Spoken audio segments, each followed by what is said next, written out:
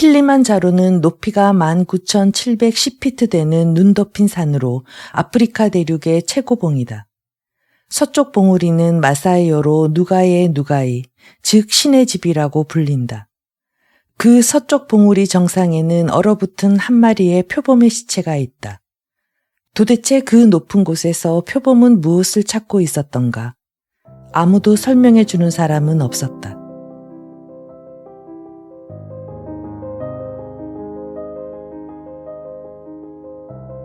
신기한 노릇이야. 고통이 없어졌으니. 그가 말했다. 그건 죽음이 시작되고 있다는 걸 아는 척도이기도 하지. 그게 정말이에요. 그럼. 그런데 이런 악취를 피워서 참 미안하군. 당신도 아마 견디기 어려울 거야. 그런 건 신경 쓰지 말아요. 제발. 저것들 좀 봐요. 그가 말했다. 저것들이 모여드는 건 색다른 모습을 구경하려는 걸까? 아니면 고약한 냄새를 맡고서일까? 사나이가 누워있는 침대는 미모사 나무의 넓은 그늘 속에 놓여 있었다. 그늘 건너편에 눈이 부시게 반짝이는 들판을 바라보자 그곳에는 새로운 새 3마리가 음산하게 웅크리고 있고 하늘에도 12마리 이상 날고 있는데 지나갈 때마다 민첩하게 움직이는 그림자를 만들고 있었다. 저 새들이 트럭이 고장난 그날부터 지금까지 저기에 버티고 앉아 있는 거야. 그가 말했다. 다른 놈이 땅 위에 내려앉은 건 오늘이 처음이지. 저 새들은 언젠가 내 소설 속에서 그리고 싶은 경우가 있을 듯해서 처음에는 그놈들을 참 유심히 관찰했었지. 이제 생각하니 우습지만 말이야. 나는 그저 말하고 있을 뿐이야. 그가 말했다.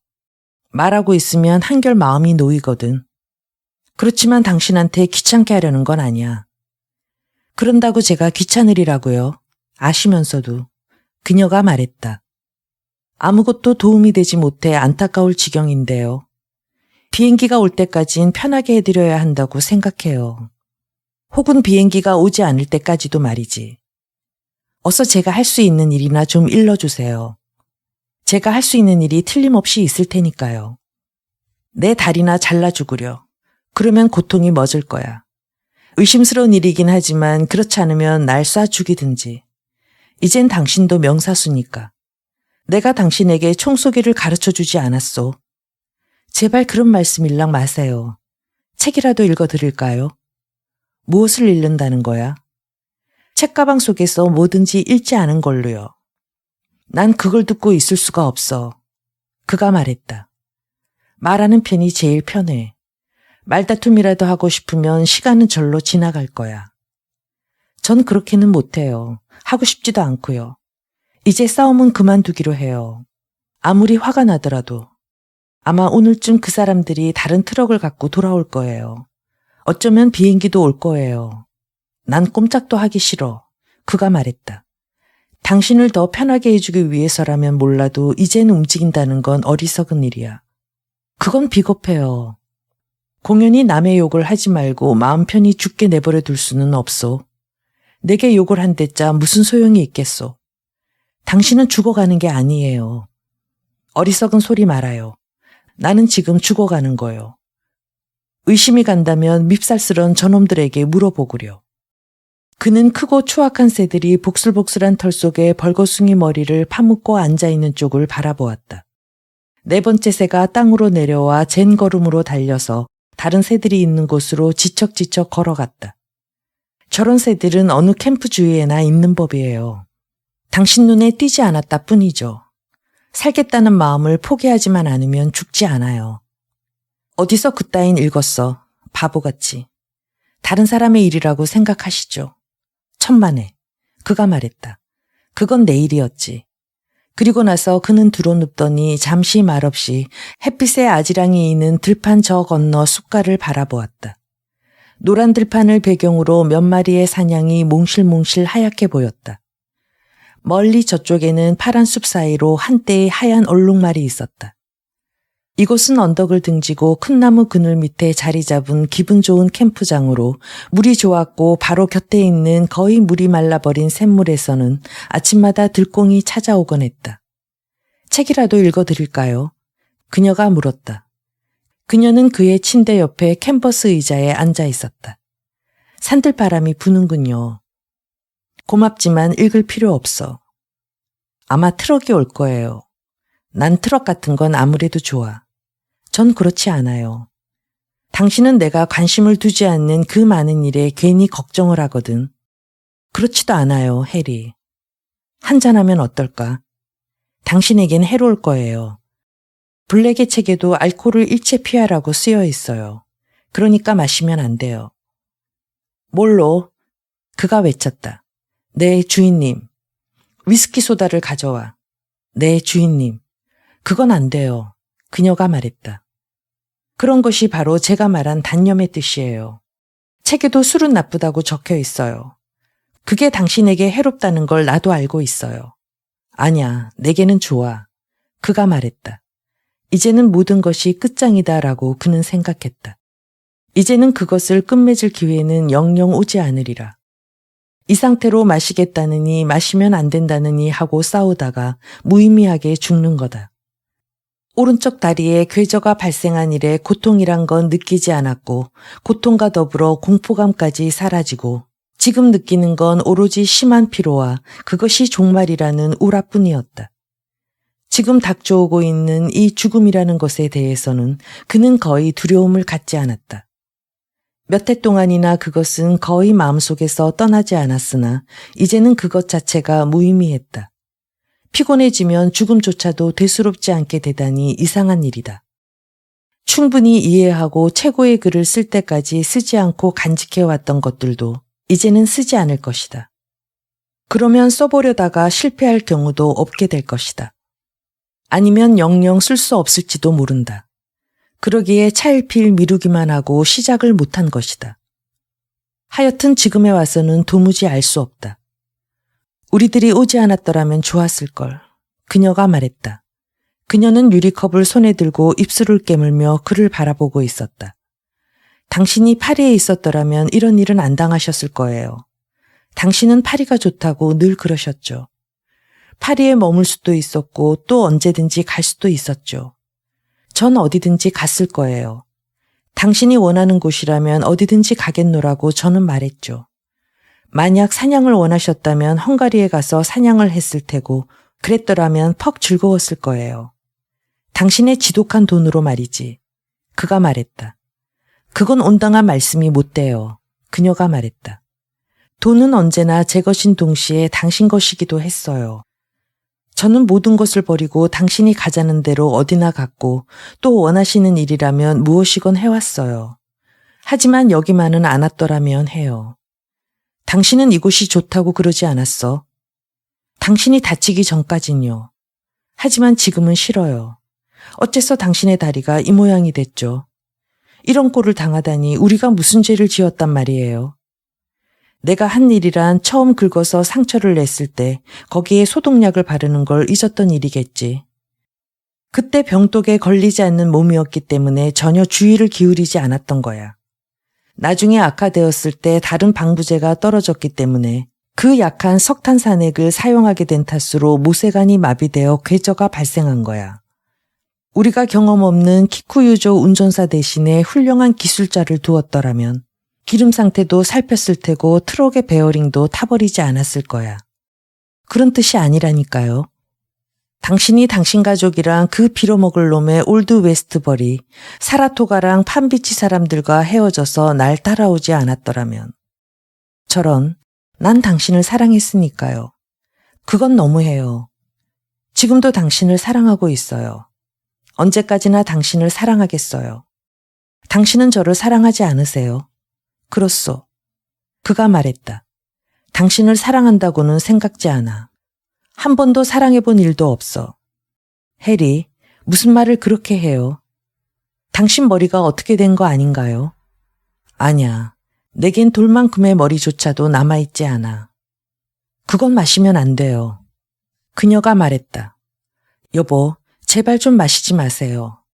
우린 우리가 할 수 있는 일은 다 해봐야 해요. 당신이나 하구려. 그가 말했다. 난 피곤해. 그는 지금 마음속에서 카라가치 역을 보고 있다. 그는 짐을 손에 들고 서 있다. 지금 어둠을 뚫고 오는 것은 심플론 오리엔트 철도회사 소속의 열차에서 비치는 헤드라이트다. 태각 후 그는 트라키아를 막 떠나려는 참이었다. 그것은 그가 훗날 글을 쓰려고 간직해 두었던 것 중에 하나였다. 내용인즉 그날 아침 식사 때 창밖을 바라보다 불가리아의 산 위에 눈이 쌓인 것을 보았는데 난센의 비서가 저것이 눈이냐고 노인에게 묻자 노인은 창밖을 바라보면서 아니야, 저건 눈이 아니야. 눈은 아직 시기가 일러 라고 대답한다. 비서는 다른 여자들에게 이것 봐, 눈이 아니래 하고 되풀이한다. 그러면 여자들은 일제히 저건 눈이 아니에요. 우리들이 잘못 봤어요 라고 말한다. 그러나 그것은 틀림없는 눈이었다. 주민들의 입주를 교체시켰을 때 그는 그들을 눈 속으로 보냈던 것이다. 그리고 그들이 밟고 간 것은 눈이었고 그해 겨울 그들은 죽었다. 그해 크리스마스에도 가오엘탈 높은 곳에는 일주일 내내 계속해서 눈이 왔다. 그해 그들은 크고 네모진 난로가 방 절반을 차지하고 있는 나무꾼 집에 묵고 있었고 밤나무 잎을 가득 넣은 요를 깔고 잠을 잤다. 그때 탈주병 한 명이 숲속을 헤치고 발이 피투성이가 되어 이곳에 나타났다. 탈주병은 자기들을 헌병이 쫓고 있다고 말했다. 그들은 그에게 털약말을 주어 도망을 시켜놓고 그의 발자국이 눈으로 덮일 때까지 이야기를 늘어놓아 그 헌병을 붙들어 두었다. 슈른츠에서의 크리스마스 날 눈이 너무도 희고 반짝임으로 주막에서 밖을 내다보면 눈이 시릴 정도였다. 그리고 사람들이 교회에서 예배를 마치고 저마다 집으로 돌아가는 것이 보였다. 가파른 언덕에 소나무로 둘러싸인 강 기슭을 따라 썰매에 미끈해지고 오줌에 노랗게 물든 눈길을 어깨에 무거운 스키를 짊어지고 올라가던 곳이었다. 그리고 그때 마들레나 산장 위의 빙하를 단숨에 달려내렸는데 그곳의 눈은 과자에 입힌 설탕처럼 부드럽고 밀가루와 같이 가벼웠다. 스피드를 더해 소리도 없이 전속력으로 내려가는 것이 마치 새가 된 것 같은 착각에 휩싸이곤 했다. 그때 모두들 눈보라로 일주일 동안은 마들레나 산장에서 꼼짝도 못하게 되어 자욱한 담배 연기 속에 등불 옆에서 트럼프 놀이만을 했다. 그런데 렌트시가 지면 질수록 더 많은 돈을 걸게 되었다. 결국 몽땅 잃고 말았다. 스키 교습에서 얻은 사례금도 시즌에서 얻은 이익금 그리고 미천까지도 날려버렸다. 코가 긴 그 사나이가 카드를 집어들자 보지도 않고 내던지던 모습이 눈에 선하다. 그때는 자나깨나 늘 노름을 했던 것이다. 눈이 안 온다고 노름을 하고 눈이 너무 많이 온다고 노름을 했던 것이다. 그는 여태까지 노름으로 낭비한 모든 시간을 생각하고 있었다. 그러나 그는 그것에 대해서는 한 줄의 글도 써본 일이 없었다. 평원 저쪽에는 산맥이 뚜렷이 보이던 그 춥고 맑게 개인 크리스마스 날 존슨의 비행기는 전선을 넘어 휴가로 돌아가는 오스트리아 장교들의 열차를 폭격하여 뿔뿔이 흩어져 도망가는 것을 기관총으로 쏘아댔는데 그런 것에 대해서도 아직 쓴 일이 없었다. 그 뒤에 존슨이 식당에 들어와서 그때의 이야기를 하기 시작하던 그 얼굴이 생각났다. 그때 모두들 조용히 듣고만 있었는데 드디어 어떤 사람이 말했다. 에이, 굶주린 살인자 같은 녀석. 그러나 그 뒤 해리와 같이 스키를 탔던 사람들은 당시 그들이 죽인 같은 오스트리아인이었다. 아니, 그렇지 않다. 그해 교훈에 같이 스키를 타던 한스는 카이제르 경보병대에 소속되어 있었다. 제재소 위쪽 계곡으로 같이 토끼 사냥을 갔을 때 파수비오의 전투와 페르티카와 아살로네를 공격했던 당시의 얘기를 들려주었다. 그렇지만 그것에 대해서도 한마디 쓰지 않았으며 몬테 코르나 지테콘문이나에 대해서도 역시 쓰지 않았다. 그는 몇 해 겨울을 포 알베르크와 알베르크에서 보냈던 것일까? 그리고 그들이 도보로 블루덴치에 갔을 때 여우를 팔러 온 사나이를 본 생각이 그의 머리에 떠올랐다. 그는 선물을 사러 갔던 거다. 또 고급 키르슈주의 살구시의 진미, 굳게 얼어붙은 땅에 쌓인 가루눈을 휘날리면서 미끄러지며 노래 부르면서 험악한 골짜기로 마지막 코스를 달려가다 다시 코스를 바로잡고 가수원을 세 차례나 꺾어 돌아 빠져나와 도랑을 넘어서 숙소 뒤에 빙판길로 나섰던 일들이 연상되었다. 동요맨 끈을 툭툭 쳐서 늦추고 스키를 벗어서 숙소 판자벽에 기대 놓았다. 등불의 빛이 창에서 흘러나왔다. 연기가 자욱한 안에서는 새포도주가 풍기는 따스한 향기 속에서 모두들 흥겹게 아코디언을 켜고 있었다. 우리가 파리에선 어디서 머물렀지? 그가 지금은 아프리카에서 자기 역 캠퍼스 의자에 앉아있는 여자에게 물었다. 크리용이죠. 당신도 아시면서. 내가 어떻게 안단 말이오. 우리가 늘 머물렀던 곳이니까요. 아냐, 늘은 아니었어. 그곳하고 생제르맹 거리의 앙리 사세관 두 군데였죠.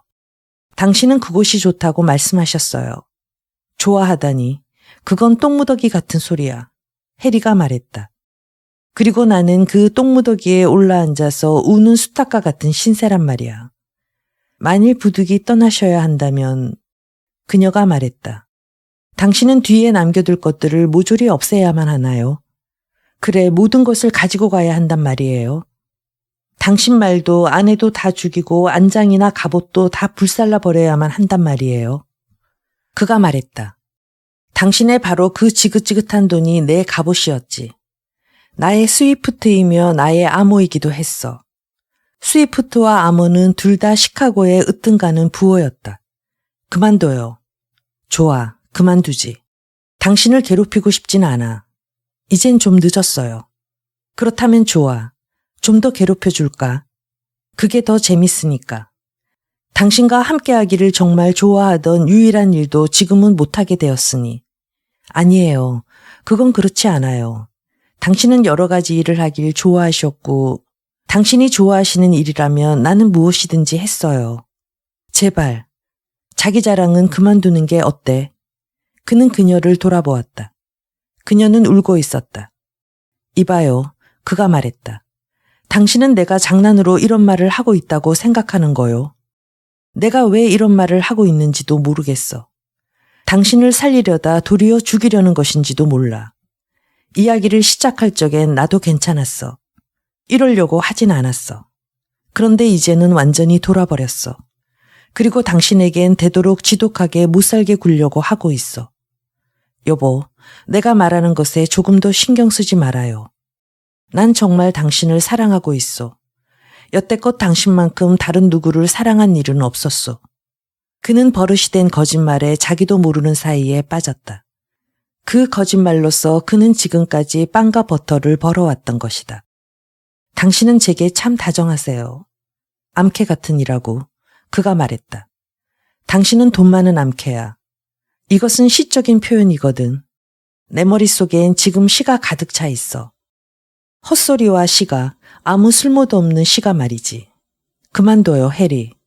왜 당신은 악마처럼 변해가는 거죠? 난 무엇이든 남겨두고 가기 싫어. 그가 말했다. 무엇이든 남기고 가기 싫단 말이야. 어느덧 저녁때가 되었다.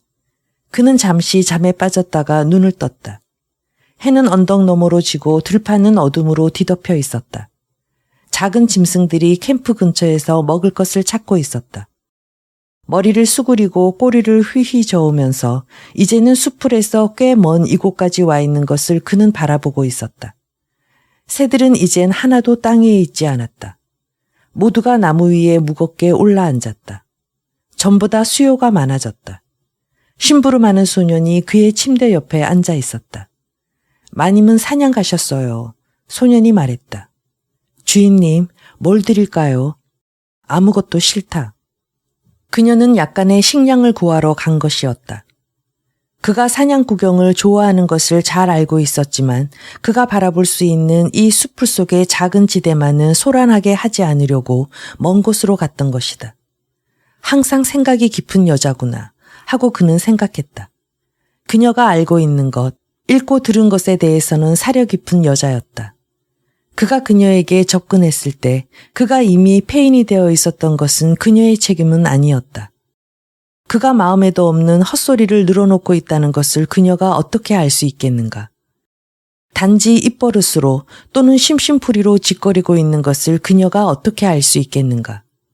그가 마음에도 없는 헛소리를 짓거린 뒤부터는 그의 거짓말은 오히려 진실을 말할 때보다 더 효과적이었다.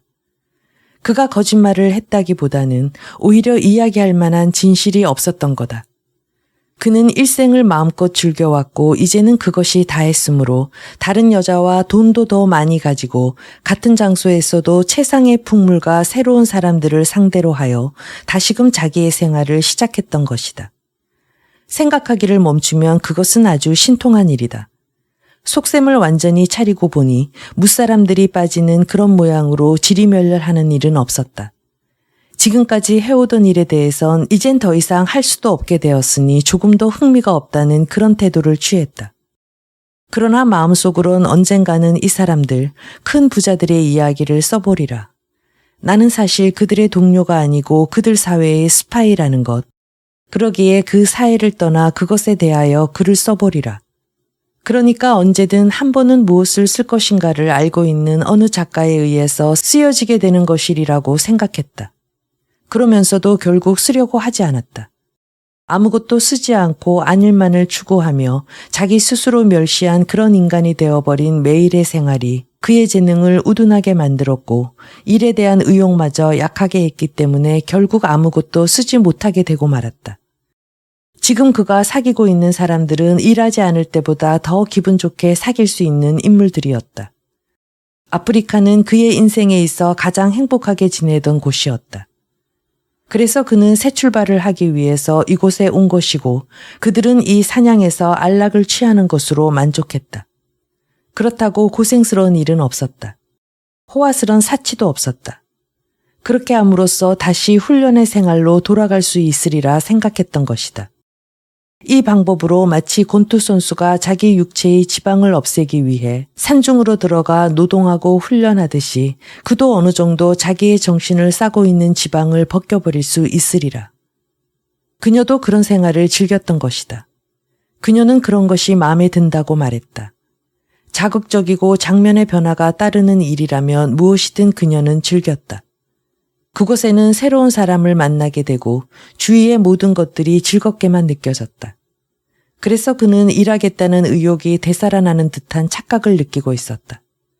그러나 지금 이 모양으로 일생을 마쳐야 한다 하더라도 그리고 그것을 그 자신도 알고는 있었지만 자기 등뼈가 부러졌다고 해서 자기 몸뚱이를 물어뜯는 뱀처럼 자기 자신에게 맞서서는 안 될 것이다. 이 여자에겐 잘못이 없다. 만일 그녀가 아니었더라도 다른 여자가 있었을 것이다. 만일 그가 거짓말로 목숨을 부지해왔다면 거짓말로써 죽어야 할 것이다. 언덕 저 너머에서 일발의 총소리가 들렸다. 그녀는 훌륭한 사격수였다. 착하고 돈 많은 암캐, 친절한 후견인, 그의 재능의 파괴자이기도 한 여자. 당치도 않은 소리, 그의 재능은 그 자신이 파괴하지 않았던가. 그녀가 그를 잘 보살펴 주었다고 해서 그 여자를 나무라야 한단 말인가. 그가 자기 재능을 파괴한 것은 자기 재능을 전혀 사용하지 않았기 때문이다. 자기 자신과 자기의 믿는 바를 배반했기 때문이다. 지각의 칼날을 무디게 할 정도로 술을 너무 마셨기 때문이다. 나태와 안일과 속물 근성 때문이고 교만과 편견과 그리고 그 밖의 수당 방법을 가리지 않았기 때문이 아닌가. 이건 뭐란 말인가? 고서의 목록인가? 도대체 그의 재능이란 어떤 것인가? 그것은 틀림없는 하나의 재능이긴 했으나 그는 그것을 이용하는 대신에 그것을 미천 삼아 자신을 팔았던 것이다. 그의 재능이란 실제로 이룩한 것이 아니고 언제나 하면 할 수 있다는 그런 식이었다. 그리고 그가 생활을 하기 위해 선택한 것은 펜이나 연필이 아니고 다른 무엇이었다. 그가 다른 여자와 사랑에 빠지면 을에 먼저 번 여자보다 돈이 많은 여자였다는 것은 이상한 일이 아닌가. 그가 지금 이 여자에 대해서 이미 사랑도 하지 않으면서 거짓말만을 하고 있을 때 어느 누구보다도 돈이 많고 지금의 생활을 도맡아 하고 있는 이 여자가 과거에는 남편과 자식도 있었고 애인들도 있었지만 그들에게 만족하지 못하고 지금의 그를 한 작가로서, 남성으로서, 동료로서 또는 자랑스러운 소유물로서 지극히 사랑하고 있는 것이다. 그녀에 대해서 전혀 사랑하지 않으면서 거짓말만 일삼고 있는 지금, 그가 진실한 사랑을 하던 때보다 그녀의 돈에 대해서 더 많은 것을 할 수 있다니 세상은 참 이상한 곳이다. 우리는 우리가 하는 일에 모두 적응하도록 되어 있는 것이 틀림없는 일이라고 그는 생각했다. 어떤 방식으로 생계를 이어가든 거기엔 각자의 보호색이 있는 거다. 그는 자기 일생을 통하여 나름대로의 형식으로 자기의 생명력을 팔아왔던 것이다. 애정에 너무 깊이 빠지지 않았을 때 금전에 대해서 더욱 많은 가치를 인정할 수 있는 거다. 그는 그 사실을 터득했지만 그러나 지금 역시 그것을 쓸 수는 없다. 쓸만한 가치가 충분히 있다고 해도 쓰려고 하지 않았다. 그녀의 모습이 보였다. 공터를 가로질러 캠프 쪽으로 걸어오고 있다. 승마용 바지를 입고 라이플총을 들고 있었다. 두 소년이 순양 한 마리를 어깨에 거꾸로 메고 그녀의 뒤를 따라오고 있었다. 아직은 예쁜 여자군 하고 그는 생각했다. 게다가 아름다운 육체를 지니고 있지. 잠자리에 대해서도 훌륭한 기술과 감상력을 지니고 있었다. 미인은 아니었으나 그는 그녀의 얼굴을 좋아했다. 상당한 독서가에다 승마와 사냥을 좋아했고 지나치게 술을 마셨다. 그녀의 남편은 그녀가 비교적 젊었을 때 세상을 떠났다. 얼마 동안은 겨우 갓 성장한 두 아이들에게만 몰두했다. 그러나 아이들은 어머니를 필요로 하지 않았고 그녀가 옆에 있는 것을 귀찮게 여겼다. 결국 그녀는 승마와 독서와 그리고 술이 그녀 인생의 전부인 듯했다. 저녁 식사 전 오후에는 책 읽기를 즐겼고 읽으면서 스카치 소다를 마시곤 했다. 저녁 식사 때까지는 상당히 취하게 되었고 식사 때 포도주 한 병을 더 마시고 나면 만취되어 잠들고 마는 것이 보통이었다. 그것은 애인이 생기기 전의 일이었다. 애인이 생긴 뒤로는 그다지 과음하지 않았다. 취해서 잠들 필요가 없었기 때문이었다. 그러나 애인들은 그 여자를 실증나게 했다. 그녀가 전에 결혼했던 남자는 그녀를 실증나게 한 일은 한 번도 없었으나 이 사람들은 그녀를 정말 실증나게 했다. 그때 두 자식 중에 하나가 비행기 추락으로 죽었다. 이 일이 있었던 뒤로는 애인을 가지고 싶어 하지 않았다. 술도 마취제는 되지 않았기에 그녀는 새로운 생활을 하지 않으면 안 되었다. 갑자기 자기가 고독하다는 것을 느끼고 몹시 놀랐다. 그리고 진심으로 존경할 수 있는 남자를 그녀는 필요로 하고 있었다. 일은 지극히 단순하게 시작된 것이다. 그녀는 그의 작품을 좋아했고 그가 영위하는 생활을 늘 부러워했다. 그는 희망하는 일을 하고 있다고 그녀는 생각했다. 그녀가 그를 사귀게 된 것과 마침내 그와 사랑에 빠지게 된 경위는 그녀 자신을 위한 새로운 생활을 시작하는 것이었고 그로선 자신의 늙은 생활의 잔재를 팔아버렸다는 순조로운 진전의 일부분에 지나지 않았던 것이다. 그는 생활의 안정과 위안을 얻기 위해서 그것을 조건으로 내세웠던 것이다. 그것은 부인할 수 없는 사실이었다. 그 밖에 무엇 때문이었을까? 자신도 알 수 없는 일이었다. 그가 원하는 것이라면 무엇이든지 그녀는 사주었을 것이다. 그도 그것을 알고 있었다. 거기에다 그녀는 대단히 멋진 여자였다. 그는 다른 어느 누구보다도 그녀와 잠자리를 함께하고 싶었다. 왜냐하면 그녀는 누구보다도 돈이 많고 유쾌하며 감상력이 풍부하고 뿐만 아니라 말썽을 피우는 일이 없었기 때문이다.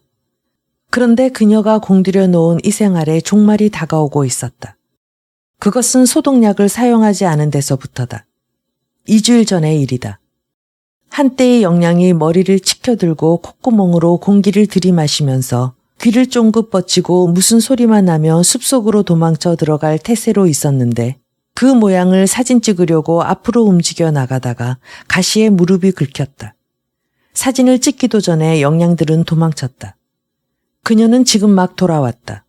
그는 침대 위에서 머리를 돌려 그녀 쪽을 바라보기 위해 고개를 돌렸다. 여보, 하고 그는 정답게 말했다. 순양 한 마리를 쏘았어요. 그녀가 그에게 말했다. 당신에게 좋은 수프거리가 될 거예요. 크림과 감자를 섞을 거예요. 그런데 기분은 좀 어때요? 아주 좋아. 내 생각에도 좋아질 것 같았어요. 제가 사냥 나갈 때 당신은 주무시고 있었죠. 한참 잘 잤어. 멀리 나갔었소. 아니에요. 저 언덕 너머로 돌아갔을 뿐이에요. 양을 한 방에 멋지게 쏘았어요. 당신의 사격 솜씨는 참 굉장하군. 전 사냥을 좋아해요. 아프리카도 좋아해요. 정말 당신 몸만 건강하다면 재미있을 텐데. 당신과 함께 사냥 가면 얼마나 재밌을지 당신은 모르실 거예요. 전 이 지방이 좋아졌어요. 나도 좋아.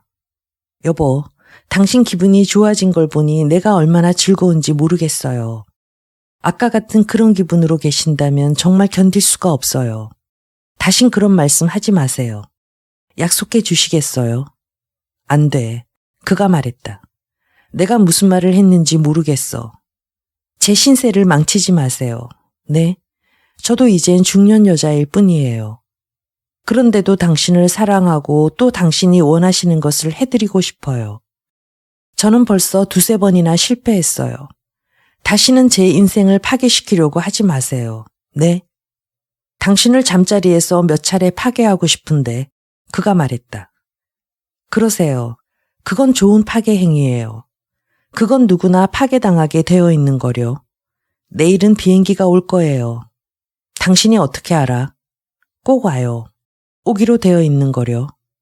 아이들은 벌써 나무를 베고 연기 올릴 풀을 준비해 놨어요. 오늘도 보고 왔는 거려. 비행기가 착륙할 대지도 충분하고 연기를 올릴 준비도 되었어요. 어떻게 내일 온다고 생각하는 거요? 꼭 올 거예요. 이미 예정일이 지났는 거려. 그러면 마을에 가서 당신의 다리를 치료하고 그리곤 둘이서 근사하게 파괴 행위를 하기로 해요. 당신이 말씀하신 그런 무서운 말은 말고요. 같이 술이나 한잔하지. 해도 저물었으니. 한 잔 꼭 해야겠어요. 이미 한 잔 했는걸. 그럼 한 잔씩 같이 해요. 뭘로? 위스키 소다 2잔만 갖다 주겠어.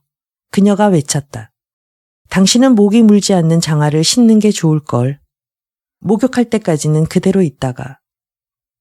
어둠이 점점 짙어가는 동안 그들은 술을 마셨다. 아주 캄캄해지기 직전이었고 이미 사격할 수 없을 만큼 어두워졌다. 한 마리의 하이에나가 언덕 근처에 제 집으로 가는 길에 들판을 가로지르는 것이 보였다. 저놈은 매일 밤 저기를 건너가거든. 남자가 말했다. 2주일 동안 매일 밤. 밤에 소리를 내어 우는 게 저놈이군요. 전 상관하지 않아요. 하지만 기분 나쁜 짐승이군요. 함께 술을 마시면서 같은 자리에 누워있는 것이 불쾌할 뿐 지금 아무런 고통도 느끼지 않았다. 소년들이 불을 피우자 그림자가 텐트 위에서 춤을 추었다. 이 유쾌한 굴종의 생활을 묵인하고 싶은 기분이 다시 되살아오는 것을 느꼈다. 그녀는 정말로 친절하게 대해준다. 그런데 오늘 오후에 그는 잔인하게 굴었다. 그녀는 훌륭한 여자다. 정말로 훌륭하다. 바로 그때 자기는 죽어가고 있다는 생각이 불현듯 그의 머릿속에서 떠올랐다. 그 생각은 갑자기 떠오른 생각이었다. 물 흐름이나 바람 같은 그런 갑작스러운 것이 아니고 난데없이 고약한 냄새를 지닌 공허의 내 모습이었다. 그런데 기묘하게도 하이에나가 그 공허의 한 끝을 따라 미끄러지듯 가볍게 스쳐갔던 것이다. 왜 그래요, 해리? 그녀가 물었다. 아무것도 아니야. 그가 말했다. 당신은 이쪽으로 오는 것이 좋겠어. 바람 부는 쪽으로 말이요. 몰로가 붕대를 갈아주었나요? 지금은 연고를 바르고 있어. 기분은 좀 어때요? 조금 어지럽군. 전 목욕을 하고 오겠어요. 그녀가 말했다. 곧 올게요. 같이 식사하고 나서 침대를 안으로 들여놓도록 해요. 그는 혼잣말로 싸움을 그만둔 건 참 잘했어 라고 중얼거렸다. 그 여자와는 그다지 싸움을 하지 않았다. 그가 사랑한 다른 여자들과는 싸움이 잦았고 그 결과 그들이 공유하고 있던 다른 것들까지 죽여버리는 것이 예사였다. 그는 너무 많이 사랑했고 너무 많이 요구했다. 그리하여 그 모든 것을 달아 없어지게 했으므로 녹초가 되었다. 그는 파리를 떠나오기 전 싸움을 한 끝에 이스탄불로 혼자 갔던 그때의 일이 생각났다. 그동안 줄곧 바람을 피웠고 그것에도 지쳐버리자 마음의 고독이 억제되기는커녕 더 심해지기 시작했다. 그는 첫 번째 여자, 자기를 버리고 달아난 그 여자에게 쓸쓸함을 도저히 참을 수 없다는 사연에 편지를 써보냈다. 언젠가 한 번은 레잔스 교회에서 당신을 본 것 같이 생각했을 때 아찔해서 기절할 것만 같았고 속이 타는 것 같았다든가 어딘지 당신과 비슷한 여자를 볼바르 거리에서 만나 뒤따라가 보려고도 했으나 혹시 당신이 아니면 어쩌나 하는 생각이 들어서 처음의 기분을 망칠까봐 두려웠다는 둥.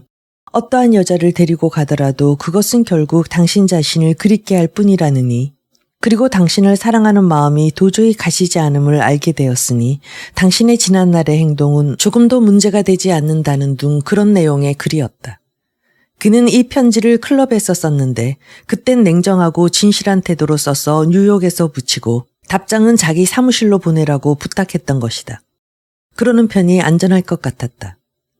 그날 밤은 그 여자를 그리는 마음이 간절해 속이 타는 듯 느껴져 택심의 술집 앞을 배회하다 여자 하나를 택해서 저녁 식사에 데리고 갔다. 식사를 마친 뒤 춤을 추러 갔으나 여자의 춤이 서툴러서 기분이 나지 않았으므로 정열적인 아르메니아인 매춘부와 상대를 바꾸었는데 그녀는 어찌나 그에게 배를 비비대는지 불이 날 지경이었다. 그녀는 영국 포병 중위로부터 싸움 끝에 빼앗은 여자였다. 그 포병은 그에게 밖으로 나가자고 했으므로 두 사람은 컴컴한 자갈길 위에서 격투를 했다. 그는 포병의 턱 옆을 2번이나 세게 갈겼는데도 그놈은 나가 떨어지지 않았다. 그래서 본격적으로 싸움이 붙은 것을 알았다. 상대는 그의 가슴을 때리고 이어 눈언저리를 때렸다. 그는 다시 왼손을 올려 포병을 한 대 내리쳤다. 그러자 포병은 그의 위에 엎어지며 그의 웃옷을 움켜쥐고 소매를 잡아 찢었다.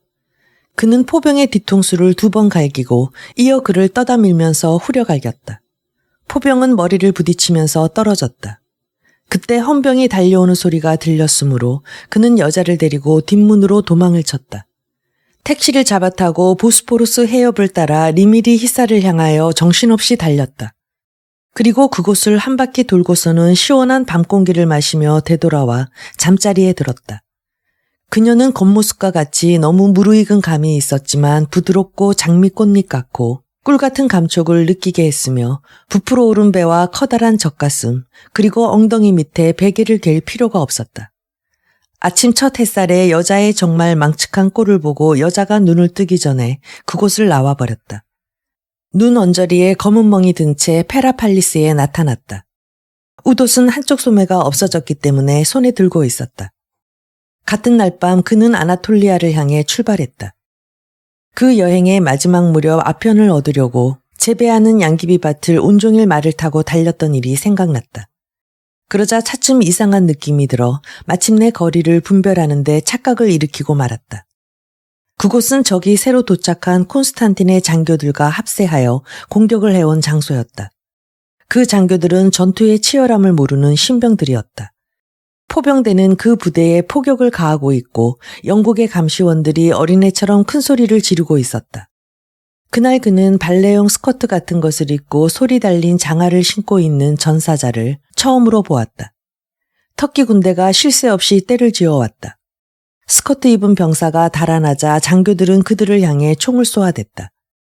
이어 장교들 자신도 도망치는 것이 보였다. 그도 영국 감시원들과 함께 도망을 쳤다. 숨이 차고 입안은 동전을 씹은 것 같은 냄새로 가득 찰 지경이었다. 그들은 바위 뒤에 숨었다. 터키군은 여전히 무리를 지어 쳐들어왔다. 그는 그 뒤에 상상할 수도 없을 만큼 끔찍한 광경들을 보고 좀 더 뒤에는 한층 더 끔찍한 것을 보고 말았다. 그가 파리에 돌아왔을 때 그런 이야기는 누구에게도 하지 않았고 말하기에도 끔찍한 일이었다. 그가 지나가던 카페에선 미국인 시인이 있었다. 커피잔을 앞에 놓고 감자 모양의 얼굴에 멍청한 표정을 짓고 어떤 루마니아 사람과 다다이즘 운동에 관한 이야기를 하고 있었다.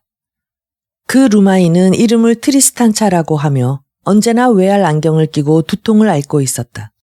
그는 아내의 아파트로 돌아갔다. 그는 아내를 다시 사랑하기 시작하고 있었다. 싸움도 깨끗이 씻어버리고 미친 듯한 고약한 행위도 씻어버리고 이제는 단란한 가정에 있기를 좋아했다. 그리고 우편물도 사무실에서 아파트로 회송하도록 했다. 그런데 어느 날 아침 그가 편지를 보낸 그 여자한테서 온 회답이 쟁반에 실려 들어왔는데 그는 필적을 보자 가슴이 서늘해져서 급히 그 편지를 다른 편지 밑으로 집어넣으려 했다. 그러자 아내는 이렇게 말했다. 여보, 그거 누구한테서 온 편지예요. 그리하여 새로운 생활의 시작은 편지 한 통으로 끝을 맺고 말았다. 그는 여자들과 함께 지냈던 즐거움과 그리고 싸움을 했던 일도 회상해 보았다. 그들은 언제나 싸움하기에 알맞은 장소를 택하곤 했다. 그런데 기분이 가장 좋을 때 언제나 싸움이 벌어진 것은 무슨 까닭이었을까? 그런 일에 관해서도 역시 단 한 번도 쓴 일이 없었다. 그것은 첫째로 누구든 남을 중상하기 싫어서였고, 다음으로는 그것이 아니더라도 얼마든지 쓸 것이 있을 것 같아서였다. 그러나 언젠가는 쓸 때가 오리라 하고 늘 생각했다. 쓸 것은 참 많았다. 그는 이 세상의 변화를 보아왔다. 그것도 표면의 사건뿐이 아니다. 사건도 많이 보아왔으며 사람도 관찰해왔으나 그것보다도 미묘한 사회의 변화를 보아왔던 것이다. 시대의 변화에 따라 사람이 어떻게 변하는지를 회상할 수 있었다. 그는 그 속에서 살아왔고 그것을 관찰해왔으므로 그것을 쓰는 것은 그의 의무였다. 그러나 이제는 쓰지 못할 것이다. 기분은 좀 괜찮아요? 그녀가 물었다. 목욕을 마치고 나오는 참이었다. 아주 좋아. 그럼 저녁을 할까요? 그는 그녀 뒤로 몰로가 접는 식탁을 들고 다른 소년이 수프 든 접시를 들고 서 있는 것을 보았다. 나는 글을 쓰고 싶어. 그가 말했다. 수프라도 좀 먹고 기운을 차리셔야 해요. 난 오늘 밤 죽을 거야. 그가 말했다. 기운을 차린댔자 소용없어. 해리, 제발 그런 감상적인 말은 그만둬요. 그녀가 말했다. 도대체 당신 코는 두었다 무엇에 쓸 작정이야? 내 넓적다리는 이젠 반이나 썩어버렸는데 수프 따윈 뭐 때문에 먹어야 한단 말이오. 몰로 위스키 소다를 가져와. 제발 수프를 드세요. 그녀가 상냥하게 말했다. 그래, 먹지. 수프는 너무 뜨거웠다. 먹기 좋을 만큼 식을 때까지 컵을 손에 들고 있지 않으면 안 되었다. 잠시 뒤 그는 아무 말 없이 그것을 다 먹어버렸다. 당신은 훌륭한 여자야. 그가 말했다. 내겐 더 이상 마음을 쓰지 말아요. 그녀는 부드럽고 사랑스러운 얼굴로 그를 쳐다보았다. 그것은 슈퍼나 타운 앤 컨트리지 같은 데서 흔히 나오던 얼굴이었다. 다만 술과 잠자리에서의 일 때문에 약간 얼굴이 수척해졌을 뿐이었다. 그러나 타운 앤 컨트리 같은 데서도 그처럼 탐스러운 젖가슴이며 쓸모있는 넓적다리며 부드러운 손은 실려있지 않았다. 그녀를 바라보면서 그녀의 부드럽고 아름다운 미소를 쳐다보자 그는 다시금 죽음이 가까이 옴을 느끼는 것이었다. 이번에는 돌연히 닥쳐오는 것이 아니었다. 촛불을 사르르 흔들어 불꽃을 높이 불어 일으키는 바람처럼 빠르게 오는 것이었다. 나중에 애들더러 모기장을 가져오라 해서 나뭇가지에 매달도록 해줘. 그리고 불을 피워줘요. 난 오늘 밤 텐트에 들어가지 않겠어. 움직인댔자 별 수 없어. 오늘 밤은 맑으니까 비가 올 리도 없을 거야. 이와 같이 귀에 들리지 않는 속삭임 속에서 사람은 죽어가는 것이다. 그렇다. 이젠 싸움도 없을 게다. 그것만은 약속할 수 있다. 이제까지 경험하지 못한 한 가지 경험만은 깨뜨리지 못할 거야. 그러나 이것마저 깨뜨려 버릴지도 모른다. 모든 것을 너는 다 깨뜨려 왔던 것이다. 하지만 지금의 그는 아마 그렇게 하지는 않을 것이다. 당신 받아쓰기 같은 건 못하겠지. 배우지 않았어요. 그녀가 대답했다. 그럼 좋아. 물론 이젠 시간이 없다. 그래도 제대로 정리할 수만 있다면 모든 것을 한 문장에 압축할 수 있을 것 같은 생각도 들었다. 호수 위 언덕에 갈라진 틈을 모르타르로 희게 색칠한 통나무 오두막집이 한 채 있었다. 문 밑에는 장대가 서 있고 식사 시간을 알리는 종이 매달려 있었다. 집 뒤에는 들판이 있고 그 들판 뒤에는 숲이었다. 롬바르디아 포플러가 집에서부터 선창에 이르기까지 한 줄로 쭉 늘어서 있었다. 다른 포플러들은 곳을 따라 늘어서 있었다. 한 줄기 길이 숲가를 따라 언덕으로 뻗어 있고 그는 이 길을 따라 걸으며 검은 딸기를 따곤 했다. 뒤에 그 통나무 오두막집은 타버렸고 난로 위에 사슴발로 만든 선반에 걸려있던 총도 다 타버리고 말았다. 나중에 보니 탄창의 탄환은 녹아버렸고 개머리판도 타서 총신이 잿더미 위에 뒹굴고 있었다. 그 재는 세탁용의 큰 쇠로 만든 솥에 필요한 잿물을 만드는 데 사용되었다. 할아버지에게 타다 남은 총신을 가지고 놀아도 괜찮느냐고 물으면 할아버지는 안 된다고 대답했다. 타버리기는 했어도 역시 자기 총이라는 뜻이리라. 그 뒤 다시는 총을 사지 않았다. 뿐만 아니라 더 이상 사냥도 나가지 않았다. 이번에는 널빤지로 같은 장소에 집을 짓고 다시 하얗게 칠을 했다. 현관에서는 포플러와 건너편에 호수가 보였다. 하지만 이제 총은 없었다. 통나무 오두막집 벽에 사슴발로 된 선반에 걸려있던 총씨는 지금도 잿더미 위에 뒹굴고 있었지만 누구 하나 손대는 사람은 없었다. 전쟁 뒤 우리들은 블랙포레스트에서 송어 낚시터를 빌린 일이 있었는데 그곳으로 가는 길은 두 갈래가 있었다. 그 하나는 트리베르크로부터 골짜기로 내려가는 길로 하얀 길 옆에 자라고 있는 나무 그늘 골짜기 길을 돌아 언덕으로 통하는 샛길로 올라가서 슈바르츠발트 양식의 큰 집이 있는 조그만 농장을 몇 개 지나면 마침내 낚시터에 도착하게 된다. 그곳이 바로 낚시를 시작하던 곳이었다. 또 하나의 길은 숲 변두리에서 험한 언덕길을 따라 올라가 소나무 숲을 뚫고 언덕 꼭대기를 넘어서 초원 언저리로 나와 다시 대초원을 가로질러 다리 쪽으로 내려가는 길이었다. 강변을 따라 벚나무가 자라고 있고 강의 폭은 좁고 넓지 않으나 물이 맑고 물살이 빨랐다.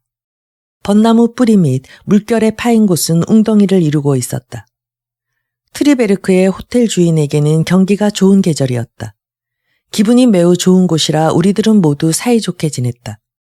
그 이듬해 불경기가 닥쳐와 지난해 번 돈으로 호텔을 유지하는 데 필요한 물자를 구입할 수 없게 되자 주인은 목을 메어 자살하고 말았다. 여기까지는 받아쓰게 할 수 있겠지만 콩투레스카르프 광장에 대한 일은 받아쓰게 할 수는 없을 것이다. 그곳에선 꽃장수들이 길에서 꽃에 물감을 들이고 있었다. 버스가 출발하는 부근의 포도 위에는 그 물감의 물이 흐르고 있었다. 노인과 여자들은 포도주와 포도즙을 짜고 난 찌꺼기로 만든 값싼 술을 마시고 언제나 취해 있었고 아이들은 추위에 못 이겨 콧물을 질질 흘리고 있었다. 카페 데 자마테르에서는 더러운 땀 냄새와 빈곤과 주종뱅이의 냄새가 풍기고 있었고 그들이 살고 있던 바알 미제트 아래층에는 매춘부들이 새들어 살고 있었다. 문지기 여자는 프랑스 공화국의 기병을 자기 방에서 접대하고 있었고 말총을 꽂은 그의 모자가 의자 위에 놓여 있었다. 복도의 맞은편 방에 새들어 살고 있는 여자의 남편은 자전거 경주 선수였다. 그날 아침 우유 매점에서 로토지를 펴들고 남편이 처음 출전한 파리와 투르 간의 대경주에서 3등을 한 기사를 보았을 때의 그녀의 기쁨은 대단했다. 그녀는 얼굴을 온통 붉히고 낄낄 웃어대며 노란 스포츠 신문을 들고 무엇이라 떠들어대면서 2층으로 뛰어 올라가는 것이었다. 발 미제트를 경영하고 있는 그녀의 남편은 택시 운전사였다. 그가, 즉 해리가 아침 일찍 첫 비행기로 떠나야 했던 날 새벽, 운전수는 문을 흔들어 그를 깨웠다. 그들은 출발하기 전 주점의 카운터에서 흰 포도주를 한 잔씩 나누었다. 그때의 그는 부근 사람들과는 잘 사귀고 있었는데 그것은 그들이 다 가난했기 때문이었다. 그 광장의 주위에는 두 종류의 인간이 있었다. 주정뱅이와 스포츠광이었다. 주정뱅이는 술에 취하여 자기의 가난을 잊었고 스포츠광들은 운동에 정신이 팔려 자기의 가난을 잊었던 것이다. 그들은 코민당원의 자손들이지만 정치적 문제로 옥신각신하는 일은 없었다. 그들은 자기들의 부모 형제 그리고 친척과 친구를 누가 사살했는가를 잘 알고 있었다. 그때는 베르사유 군대가 쳐들어와서 코민 정부의 뒤를 이어 파리를 점령한 뒤에 손이 거친 사람, 모자를 쓴 사람, 그 밖에 조금이라도 노동자라는 표시가 있는 사람이면 닥치는 대로 잡아서 처형했던 것이다. 그리고 푸주간이나 포도주 협동조합 앞길 건너편 숙소에서 그런 궁핍에 쌓인 채 쓰려고 마음먹은 작품의 첫 부분을 썼던 것이다. 파리에서는 이처럼 마음에 드는 곳도 없었다. 가지가 쭉 뻗은 나무, 아래는 갈색으로 칠한 하얀 회칠의 오래된 집들, 둥그런 광장에 서 있는 초록색의 긴 합승차, 포장도로 위에 흐르는 자주색의 꽃물감, 카르디날 루무안느 언덕에서 세느강으로 내려가는 가파른 비탈길, 무피타르 거리의 비좁고 혼잡한 곳을 통하는 또 하나의 길. 하나는 팡테옹 쪽으로 올라가는 거리이고 또 하나는 그가 늘 자전거로 다니던 거리다. 그 구역에서는 단 하나밖에 없는 아스팔트 길이었고 자전거 타이어도 부드럽게 굴러갔다. 높고 좁은 집들이 들어섰고 시인 폴 베르렌느가 마지막 숨을 거두었다는 높은 건물의 싸구려 호텔도 있었다. 그들이 살고 있던 아파트에는 방은 둘밖에 없었고 베를렌느는 맨 위층의 하나를 월 60프랑에 빌려가지고 그곳에서 글을 썼었다. 그곳에서는 파리의 지붕과 굴뚝과 언덕들이 전부 보였다. 아파트에서는 장작과 석탄 가게가 좀 보일 뿐이었다. 거기서는 포도주도 팔고 있었다. 약간 질이 나쁜 술이었다. 푸죽간 바깥에는 황금색의 말머리가 걸려있고 열려진 창문에는 누런빛을 띤 붉은 말고기가 걸려있다. 그들이 늘 포도주를 샀던 녹색 페인트 칠을 한 협동조합도 보였다. 술은 좋았고 또 값도 쌌다. 그 나머지는 벽돌을 칠한 벽과 이웃집 창들 뿐이었다. 밤엔 누군지 술에 취해서 거리에 나자빠져 신음하고 웅얼거리면 이웃 사람들은 창문을 열고 이렇게 짓거렸다. 순경은 어디 갔담? 필요 없을 땐 곧잘 나타나면서 어느 문지기와 자고 있는 거야. 감독관을 불러와. 그러면 또 누군가가 창을 열고 물 한 통을 퍼붓고 곧 그 신음소리는 그치고 만다. 이건 뭐야? 또 물이로군. 그거 재치 있는데. 그러면 창문은 닫힌다. 그가 데리고 있던 가정부 마리는 8시간 노동계를 항의했다. 남편이 6시까지 일을 하게 되면 집으로 돌아오는 길에 간단히 한 잔 정도를 할 테니 돈도 과히 낭비되지 않을 거예요. 그렇지만 5시까지만 일이 끝난다면 매일 밤 취하게 되니 돈이 남아날 리 없어요. 노동시간의 단축으로 골탕을 먹는 사람은 노동자의 부인들 뿐이라니까요. 수프 더 들지 않겠어요? 그때 그녀가 물었다. 아니, 괜찮아. 맛은 참 좋았어. 조금 더 들어요.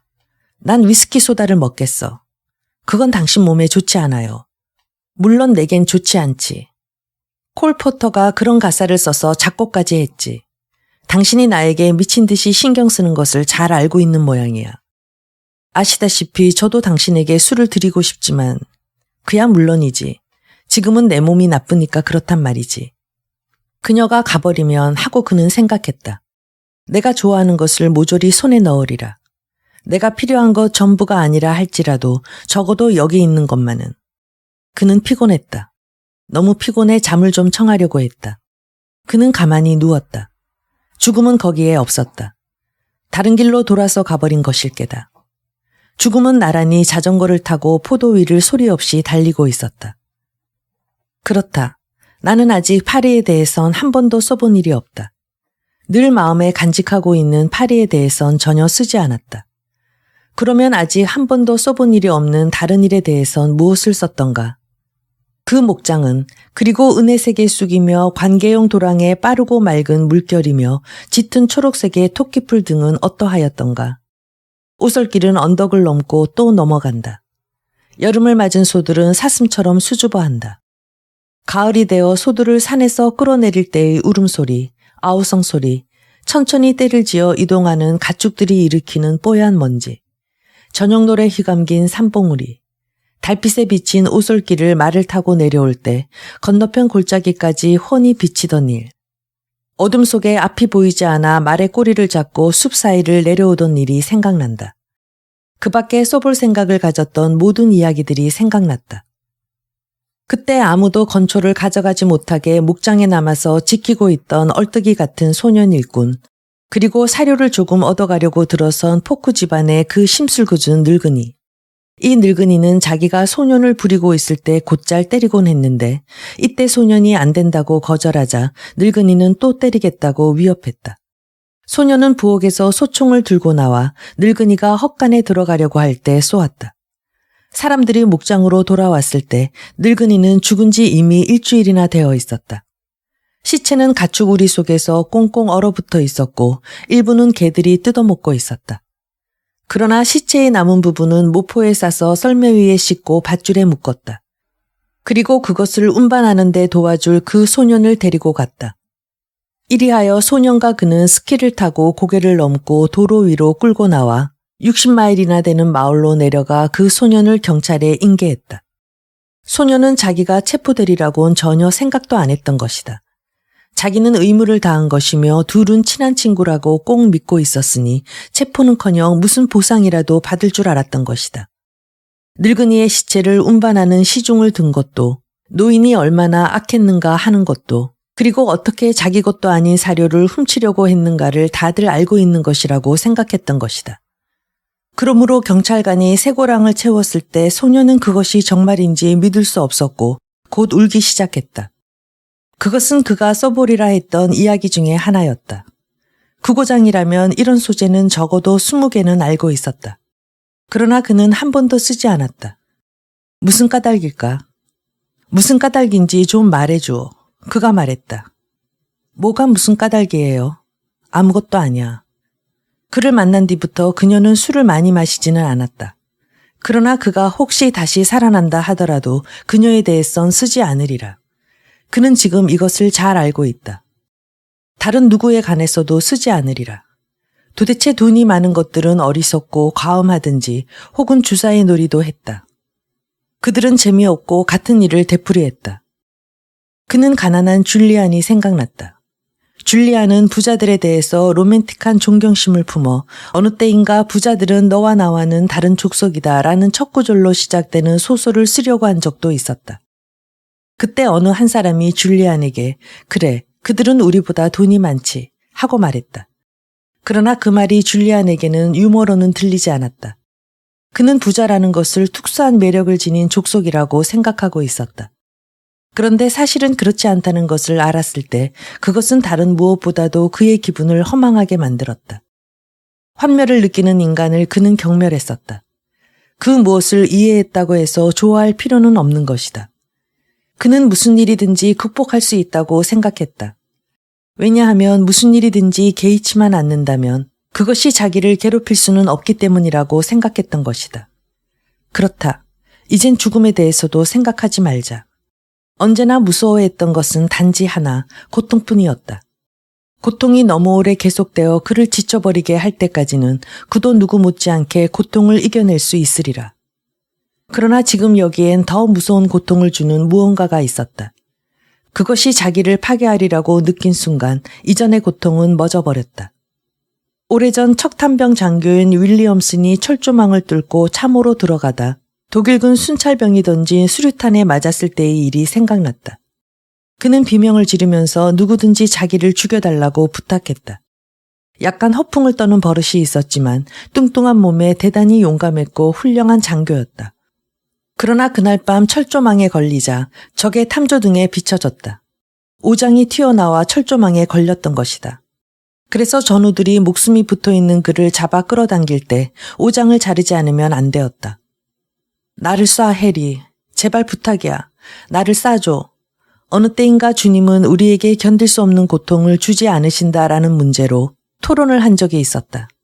그것은 적당한 시기가 오면 고통은 자동적으로 사라진다는 뜻이라는 이론을 내세운 자도 있었다. 그러나 그는 언제나 그날 밤에 윌리엄슨의 일이 잊혀지지 않았다. 그가 자신이 사용하려고 간직해둔 모르핀 정제를 전부 줄 때까지 고통은 윌리엄슨으로부터 좀처럼 떠나지 않았다. 사실 모르핀도 당장 효험이 나타나지 않았던 것이다. 현재 자기가 겪고 있는 이 정도의 고통은 아무것도 아니다. 이런 상태가 계속되더라도 더 이상 악화되지만 않으면 조금 더 걱정할 것이 없다. 더 나은 상대와 있고 싶어하는 마음 이외에는. 그는 같이 있었으면 하는 상대에 대하여 잠시 생각해 보았다. 아니야. 온갖 일을 해온 데다 너무 오래 끌었고 게다가 이미 때가 늦은 지금 아직도 상대가 있으리라고 기대하는 것은 무리한 이야기라고 그는 생각했다. 사람들은 다 떠나버렸다. 파티는 끝나고 남아있는 사람은 나와 여주인 뿐이다. 다른 모든 일과 마찬가지로 죽음도 몹시 역겨워진다고 그는 생각했다. 지겹단 말이야. 그는 소리를 내어 말했다. 뭐가요? 뭐시건 너무 오래 하면 다 그렇단 말이야. 그는 자기와 모닥불 사이에 있는 그녀의 얼굴을 쳐다보았다. 그녀는 의자에 기대 앉아 있었다. 불빛이 그녀의 밝은 얼굴의 윤곽을 비추고 있었다. 그녀가 졸린 얼굴을 하고 있는 것도 알 수 있었다. 그는 모닥불 주위 가까운 곳에서 하이에나가 울고 있는 소리를 들었다. 나는 소설을 쓰고 있었어. 그가 말했다. 그러나 난 피곤했어. 잠들 수 있을 것 같아요. 그럼. 당신은 왜 자리에 돌아가지 않는 거요? 당신과 여기에 함께 앉아 있고 싶어요. 좀 이상한 느낌은 안 들어? 그가 그녀에게 물었다. 아니요, 그냥 졸릴 뿐이에요. 난 이상한 느낌이 들어. 그가 말했다. 그는 죽음이 다시 접근해 옴을 느끼고 있었다. 내가 지금까지 한 번도 읽지 않았던 것은 호기심뿐이야. 그가 그녀에게 말했다. 당신은 아무것도 잃은 게 없어요. 제가 아는 한에서는 가장 완전한 사람인거려. 천만에, 그가 말했다. 여자란 어쩌면 그렇게도 모를까. 그게 뭐란 말이야. 당신의 직감이요. 바로 그때 죽음이 다가와 침대 다리에 머리를 기대고 있었으므로 그는 죽음의 입김을 느낄 수 있었기 때문이었다. 죽음이 늘상 큰 낫과 두개골을 가지고 있다고 믿어선 안 돼. 그가 그녀에게 말했다. 죽음이란 놈은 자전거를 타고 오는 두 사람의 순경이 될 수도 있는 일이고 또 새가 될 수도 있는 일이야. 하이에나와 같은 커다란 코를 가진 놈일 수도 있단 말이야. 바야흐로 죽음이 그에게 다가오고 있었다. 이제는 형상도 없다. 다만 공간을 차지하고 있을 뿐이다. 저리 가라고 해요. 죽음은 물러가지도 않고 조금씩 더욱 다가왔다. 넌 지독한 입김을 피우는구나. 그는 죽음을 향해 말했다. 이 고약한 냄새가 나는 녀석아. 죽음은 더욱 가까이 다가온다. 이젠 죽음에 대해 말도 할 수 없었다. 말을 못하는 것을 알자 죽음은 조금씩 더욱 가까이 다가온다. 그는 지금 말을 하지 못하고 죽음을 물리치려고 한다. 그러나 죽음은 그에게 덤벼들어 그놈의 무게가 그의 가슴을 누르고 있다. 죽음이 그곳에 웅크리고 있어 그는 움직일 수도 없고 말할 수도 없다. 여자의 목소리가 들렸다. 주인님은 잠이 드셨으니 침대를 가만히 들어다 텐트 안으로 옮겨라. 죽음을 쫓아달라고 그녀에게 말하려 했지만 말이 나오지 않았다. 죽음은 이제 그를 점점 더 무겁게 압박해왔다. 숨을 쉴 수도 없었다. 그러나 침대를 들고 있는 동안 갑자기 사태는 정상으로 돌아오고 중압감은 가슴으로부터 사라졌다. 아침이었다. 날이 밝은 지 오래였다. 그는 비행기 소리를 들었다. 비행기는 처음에는 아주 조그맣게 보이더니 점점 널따란 원을 그리며 다가왔다. 소년들은 뛰어나가서 등 위로 불을 지르고 그 위에 다시 마른 불을 쌓아 올렸다. 벌판 양쪽에서는 커다란 두 줄기의 연기가 올라가고 아침 산들바람에 연기는 캠프 쪽으로 불어왔다. 비행기는 이번에는 저공으로 2번 원을 그리며 내려오더니 수평을 유지하면서 사뿐 내려앉았다. 그리고 그에게로 걸어온 사람은 옛 친구인 캄프턴이었다. 느슨한 바지에 트위드의 재킷을 걸치고 펠트 모자를 쓰고 있었다. 대장, 어떻게 된 일이야? 캄프턴이 물었다. 다리를 다쳤어. 그가 대답했다. 아침을 먹어야지. 고맙지만 난 차나 마시겠네. 자네도 보다시피 푸스모스 중의 비행기란 말이야. 그래서 부인을 같이 모실 수가 없네. 한 사람의 좌석밖에 없으니 지금 화물차가 오는 중이야. 헬렌은 캄프턴을 옆으로 데리고 가서 뭐라고 얘기를 하고 있다. 캄프턴은 전보다 명랑한 얼굴을 하고 돌아왔다. 우선 대장님을 태우고 가죠. 그가 말했다. 그리고 부인을 모시러 다시 돌아오겠네. 그런데 어쩌면 연료를 보급하기 위해서 이루샤에 들러야 될지도 몰라. 하여튼 곧 출발하는 게 좋겠네. 차 한 잔 마시고 싶지 않소. 차 같은 건 별로 생각이 없어요. 소년들은 침대와 녹색 천막을 들고 바위를 돌아 내려가 평지로 운반했다. 밝게 타고 있는 모닥불 옆을 지나갔다. 쌓여진 건초는 모두 타버렸고 바람이 타다 남은 모닥불을 불어제치고 있었다. 소형 비행기가 있는 곳까지 침대가 운반되어 왔다. 그를 비행기에 태우기란 어려웠지만 일단 들어가자 그는 가죽 좌석에 몸을 기대고 다리는 캄프턴의 좌석 한쪽 옆으로 쭉 뻗고 앉았다. 캄프턴은 발동기에 시동을 걸고 기내에 올랐다.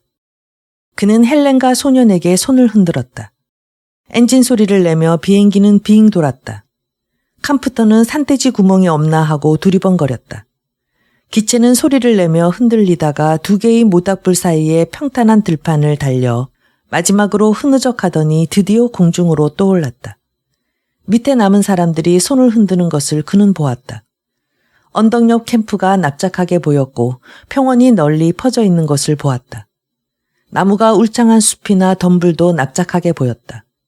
그런가 하면 미끈한 사냥길이 메마른 무릉덩이까지 이어져 있고 지금까지 한 번도 보지 못했던 산해가 보였다.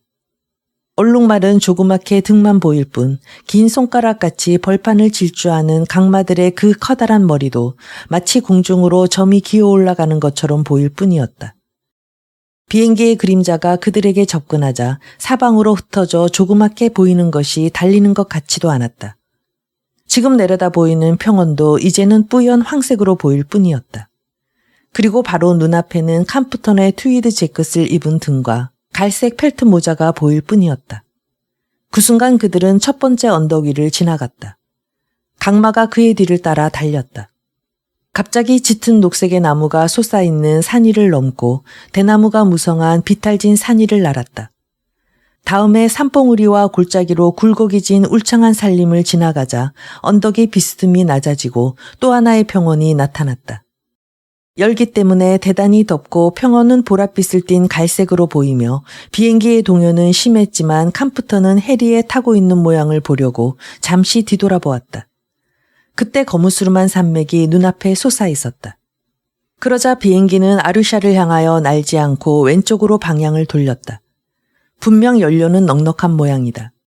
아래를 내려다보니 채로 친 듯한 핑크색의 엷은 구름이 땅이 공중에 떠돌고 있었다.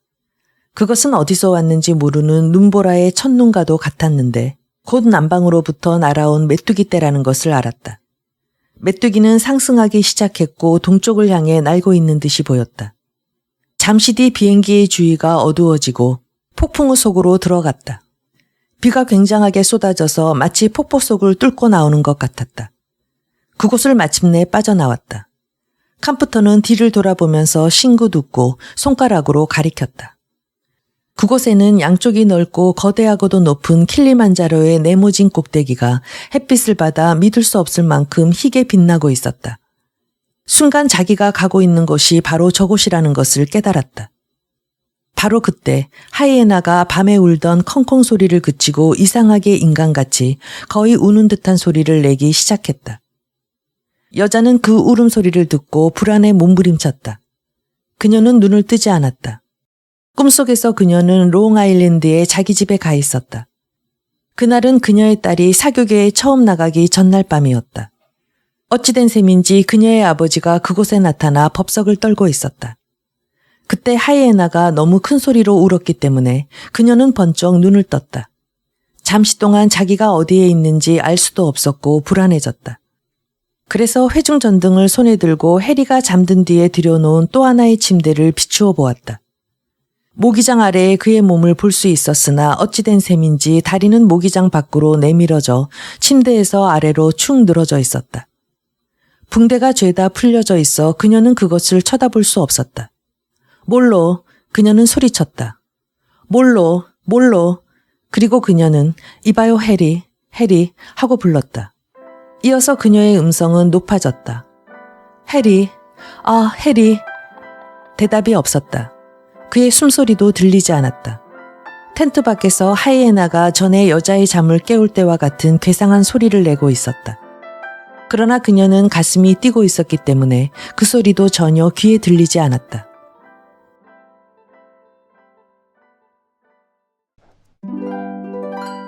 해밍웨이와 죽음에 대한 사색. 참전 영웅이고 맹수 사냥꾼이며 낚시 애호가, 투우마니아, 그리고 네 여자의 남편이었던 어니스트 해밍웨이. 무기여 잘 있거라, 노인과 바다에 이어 해밍웨이의 세 번째 작품 킬리만자로의 눈을 낭독하였습니다. 이 작품은 해리가 죽어가는 과정을 담고 있는데요. 주인공 해리는 삶에 대한 호기심이 왕성했고 사냥을 즐겼으며 어딘가 정착하지 못하고 사냥꾼처럼 찾아 헤매는 삶을 삽니다. 그러나 그 어느 것도 그를 만족시킬 수 있는 것은 없었습니다. 그는 결국 자신이 가장 사랑했던 두 가지 사냥과 여자를 곁에 두고 죽음을 맞이합니다. 이 작품은 그가 죽음의 순간을 맞는 사위에 대한 이야기인 것이죠. 죽음을 대하는 태도와 죽음에 대한 묘사가 상당히 깊은 인상을 남깁니다. 사망한 해리는 비행기를 타고 날아가는 환상 속에서 킬리만자로 산의 정상을 보는데요. 작품 서두에 킬리만자로에 대한 언급과 수미상응을 이루며 우리에게 작품에 대한 여운을 남깁니다.